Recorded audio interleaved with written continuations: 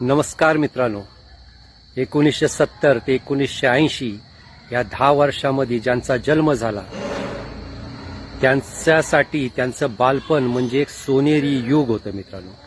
आजच्या पिढीला ते कळणार नाही, कारण त्यावेळेला सोशल मीडिया नव्हता, मोबाईल नव्हतं. सकाळी उठल्यापासून रात्री झोपेपर्यंत, सकाळी उठलो चहा घेतला तेव्हा चहामध्ये मित्रांनो दूध सुद्धा नसायचं, कोरा चहा, त्याच्याबरोबर राहिलेली रात्रीची भाकरी, हे सगळं काही बटर खाल्लं का सकाळी गुरं घेऊन निघायचं. गुरं घेऊन चरायला निघालो का सगळे जो तो गावातली सगळी मुलं आजूबाजूला गुरं असायची त्यांची स्वतःच्या जागेमध्ये, आणि मग तिथे एक डाव रंगायचा.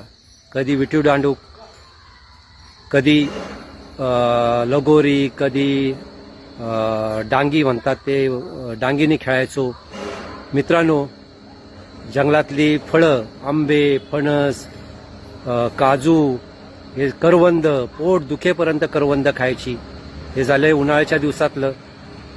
गुरं घेऊन आलो का परत भाकरी खायची, आंघोळी करायची, भाकरी खायची, दप्तर पाटीला मारलं का धावत धावत शाळेत जायचं. शाळेतून परत सुटलो संध्याकाळी का दप्तर टाकायचं, गुरं सोडायची आणि गुरं घेऊन चरायला घेऊन जायची, ती रात्र होईपर्यंत. परत संध्याकाळी आंबे खा, त्याच्यानंतर माळरानावरती गेलो गुरं घेऊन का मग तिथे क्रिकेट, विटी दांडू हे असे खेळ चालायचे मित्रांनो.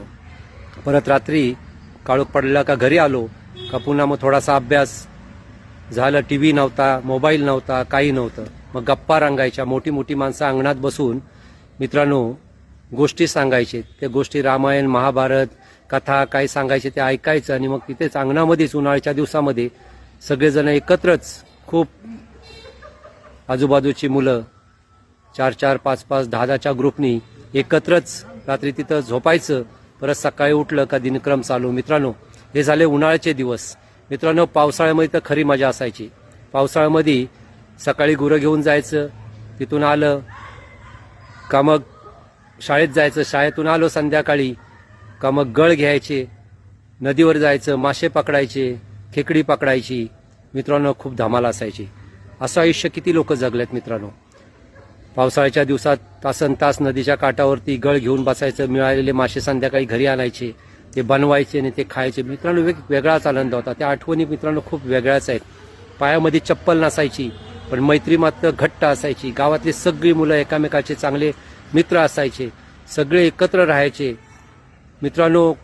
गोट्या खेळायचे, कबड्डी खेळायची, खो खो खेळायचं, लपाछपीचा डाव खेळायचा, अनेक मैदानी खेळ, अनेक खेळ होते. त्यावेळेला मोबाईल नव्हता.